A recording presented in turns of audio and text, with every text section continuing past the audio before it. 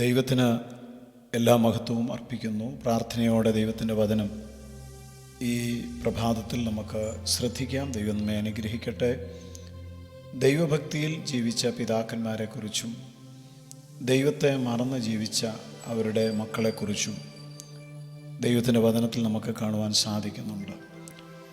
ഭക്തനായ ഒരു മനുഷ്യനെ സംബന്ധിച്ച് അദ്ദേഹത്തിൻ്റെ ആഗ്രഹം താനും തൻ്റെ കുടുംബവും ദൈവത്തെ സേവിക്കണം എന്നായിരിക്കും. യോശുവ പറഞ്ഞു, ഞാനും എൻ്റെ കുടുംബവും ദൈവത്തെ സേവിക്കും. എന്നാൽ ഭക്തന്മാരായിട്ട് ജീവിച്ച പല മനുഷ്യരുടെയും മക്കൾ ദൈവത്തെ മറന്ന് ജീവിക്കുന്ന കാഴ്ച തിരുവെഴുത്തിൽ നമുക്ക് കാണുവാൻ സാധിക്കും. അതിൻ്റെ തനിയാവർത്തനങ്ങൾ ഇന്നും പലയിടങ്ങളിൽ നാം കണ്ടുവരുന്നു. മോശയുടെ സഹോദരൻ ആണ് അഹരോൻ. ദൈവജനത്തിൻ്റെ വിമോചനത്തിനായി മോശയോടൊപ്പം പ്രവർത്തിച്ച അനുഗ്രഹീതനായ ഒരു മനുഷ്യൻ. ഇസ്രായേലിൻ്റെ ഒന്നാമത്തെ മഹാപുരോഹിതനായി ദൈവത്താൽ അവരോധിക്കപ്പെട്ട മനുഷ്യനു കൂടിയായിരുന്നു അഹരോൻ എന്ന ദൈവഭക്തൻ. അഹരോൻ്റെ 2 മക്കൾ നാദാബും അബീഹുവും. അവർ ദൈവസന്നിധിയിൽ അന്യാഗ്നി കത്തിച്ച് അനാദരവ് കാട്ടിയതിനാൽ ദൈവത്തിൻ്റെ ന്യായവിധിക്ക് ഇരയായിത്തീർന്ന 2 ചെറുപ്പക്കാരാണ്. അപ്പൻ മഹാപുരോഹിതനാണ്. എന്നാൽ അദ്ദേഹത്തിൻ്റെ 2 മക്കൾ ദൈവകോപത്തിന് വിധേയപ്പെടുകയാണ്. കാരണം ദൈവസന്നിധിയിൽ അന്യാഗ്നി കത്തിച്ചു എന്നുള്ളതാണ് അവരെ സംബന്ധിച്ചുള്ള പ്രധാനപ്പെട്ട കുറ്റം എന്ന് പറയുന്നത്. എത്രയോ വേദന ഒരു പിതാവെന്നുള്ള നിലയിൽ അഹരോനുണ്ടായിരിക്കും. തൻ്റെ മക്കളെല്ലാവരും ദൈവത്തെ പ്രസാദിപ്പിക്കുന്നവരാകണം എന്നായിരുന്നു അഹരോൻ്റെ ആഗ്രഹം. എന്നാൽ അതിന് കഴിയാതെ 2 മക്കൾ ദൈവത്തിൻ്റെ കോപത്തിന് ഇരയായി മാറി. അതുപോലെ തന്നെ ഏലി പുരോഹിതൻ, അദ്ദേഹം ദൈവത്തിൻ്റെ പുരോഹിതനായിരുന്നു. അദ്ദേഹത്തിന് 2 മക്കളാണ് ഉണ്ടായിരുന്നത്. അവരുടെ പേര് ഹൊഫ്നി എന്നും ഫീനഹാസ് എന്നും ആണ്. അവരെ സംബന്ധിച്ച് ദൈവം പറഞ്ഞിരിക്കുന്ന പരാതി, അവർ ദുരാഗ്രഹികളും വ്യഭിചാരികളുമായി ദൈവത്തെ മറന്ന് ജീവിച്ചു എന്നുള്ളതാണ്. അവർക്കെതിരെ ദൈവം ചുമത്തിയിരിക്കുന്ന കുറ്റം അതായിരുന്നു. 1 ശമൂവേൽ 2:12 വേദഭാഗങ്ങളിൽ നമുക്ക് ആ ഭാഗങ്ങൾ കാണുവാനായിട്ട് സാധിക്കും. ദൈവാരാധനയെ വിലമതിക്കുന്നില്ല, ദൈവത്തെ പരിഹസിക്കുന്നു. ദൈവാലയത്തിൽ അശുദ്ധി അവർ നിമിത്തം സംഭവിക്കുന്നു. ദൈവം വെറുക്കുന്ന പാപങ്ങൾ ദൈവാലയത്തിനകത്ത് അവർ ചെയ്യുന്നു. നോക്കൂ, ഏലി പുരോഹിതൻ്റെ ഹൃദയത്തിൽ എത്രമാത്രം നൊമ്പരം ഉണ്ടായിരിക്കും. ദാൻ മുതൽ ബർശേബ വരെ അറിയപ്പെട്ട ഒരു പ്രവാചകൻ ആയിരുന്നു ശമൂവേൽ പ്രവാചകൻ. ദൈവഭക്തിയോടും നീതിയോടും ജീവിച്ച് ദൈവത്തിൻ്റെ വിശ്വസ്ത പ്രവാചകനായി ഇസ്രായേലിന് നീണ്ട അനേക വർഷം ന്യായപാലനം ചെയ്ത ഒരു മനുഷ്യൻ.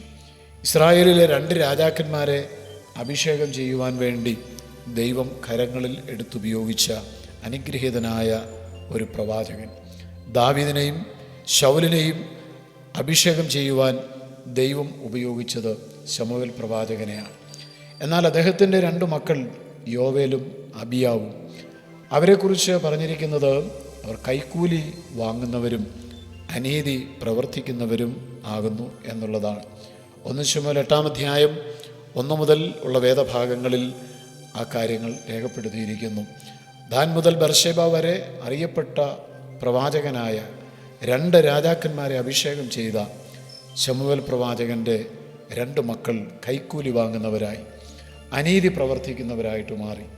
ഇസ്രായേലിൻ്റെ മധുരഗായകൻ, ദൈവത്താൽ പടക്കൂട്ടത്തിൻ്റെ നേരെ പാഞ്ഞു ചെന്നവൻ, ദൈവത്തിൻ്റെ ഹൃദയപ്രകാരം ഉള്ള മനുഷ്യൻ, തൻ്റെ ജീവിതത്തെക്കുറിച്ച് ഒരുപാട് പ്രശംസനീയമായ കാര്യങ്ങൾ, തൻ്റെ തലമുറയിൽ ദൈവത്തിൻ്റെ ആലോചന പ്രകാരം ശുശ്രൂഷിച്ച ഒരു രാജാവ്, ദൈവത്താൽ തിരഞ്ഞെടുക്കപ്പെട്ട, ദൈവത്തെ സ്നേഹിച്ച, ദൈവത്തെ ഭയപ്പെട്ട, ദൈവനാമ മഹത്വത്തിനു വേണ്ടി ജീവിച്ച ദാവീദ് രാജാവിൻ്റെ മക്കൾ നിമിത്തം ദാവീദ് വല്ലാതെ ഭാരപ്പെട്ടിരുന്നു.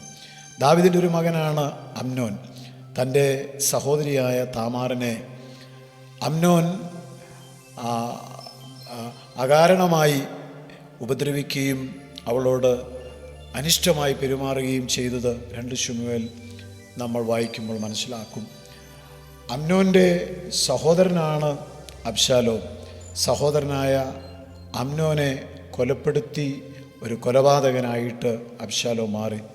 തൻ്റെ പിതാവിൻ്റെ സിംഹാസനം കൈയടക്കുവാൻ വേണ്ടി ഒരു വിപ്ലവം തന്നെ താൻ നടത്തുന്നതായി നമുക്ക് കാണുന്നു. മറ്റൊരു മകനാണ് അദോനിയാവ്. ശലോമോൻ്റെ കയ്യിൽ നിന്ന് രാജത്വം പിടിച്ചു പറിക്കുവാൻ ശ്രമിച്ച അധികാരമോഹി എന്നറിയപ്പെടുന്ന അദോനിയാവ്. ദാവീദിൻ്റെ വേറൊരു മകനാണ് ശലോമോൻ. ദൈവജ്ഞാനം കൊടുത്തുവെങ്കിലും അവൻ്റെ വിജാതീയരായ ഭാര്യമാർ നിമിത്തം അവൻ ദൈവത്തെ വിട്ടകന്ന് അന്യദൈവങ്ങളെ ആരാധിച്ചു എന്നുള്ള പരാതി ശലോമോനെക്കുറിച്ച് നമുക്ക് കാണാനായിട്ട് കഴിയുന്നു. ഇങ്ങനെ ബൈബിൾ നാം പഠിക്കുമ്പോൾ ഭക്തന്മാരായി ജീവിച്ച അനേക മനുഷ്യരുടെ മക്കൾ അഭക്തരായി ജീവിക്കുകയും ദൈവത്തെ നിന്ദിക്കുന്ന, ദൈവനാമത്തെ ദുഷിപ്പിക്കുന്ന അനേക പ്രവൃത്തികൾ ചെയ്തതും നാം കാണുന്നുണ്ട്. ഒരിക്കലും അങ്ങനെ സംഭവിക്കാതിരിക്കണം. ഒരുപക്ഷെ ജീവിത സാഹചര്യങ്ങളാകാം, അവർക്ക് മുമ്പിൽ അവർ കണ്ട് പഠിച്ച പല തിക്താനുഭവങ്ങൾ നിമിത്തമായിരിക്കാം. ഇത് എന്തൊക്കെയാണെങ്കിലും ഒരു കാര്യം നാം മനസ്സിലാക്കണം. നാം കുടുംബമായിട്ട് ദൈവത്തെ സേവിക്കണം. അപ്പൻ്റെ ഭക്തി മക്കൾ പിൻപറ്റണം. എൻ്റെ അപ്പൻ്റെ വിശ്വാസം ഞാനും പിൻപറ്റും എന്ന് തീരുമാനമെടുക്കണം. അതുകൊണ്ട് യോശുവയെ പോലെ നമുക്കെല്ലാവർക്കും പറയുവാൻ ദൈവം കൃപ തരട്ടെ. ഞാനും എൻ്റെ കുടുംബവും ഞങ്ങൾ യഹോവയെ സേവിക്കും. ഭക്തന്മാരായ മനുഷ്യരുടെ ഏതെങ്കിലും കുഞ്ഞുങ്ങൾ വഴിതെറ്റിപ്പോയിട്ടുണ്ടെങ്കിൽ നിങ്ങൾ മടങ്ങി വരണം. ദൈവത്തെ കുടുംബമായി സേവിക്കണം. സ്വർഗസ്ഥ പിതാവേ, കുടുംബമായി ദൈവത്തെ സേവിപ്പാൻ, ആരാധിപ്പാൻ വചനം കേൾക്കുന്ന എല്ലാവർക്കും കൃപ നൽകണം. യേശുക്രിസ്തുവിൻ നാമത്തിൽ തന്നെ ആമേൻ.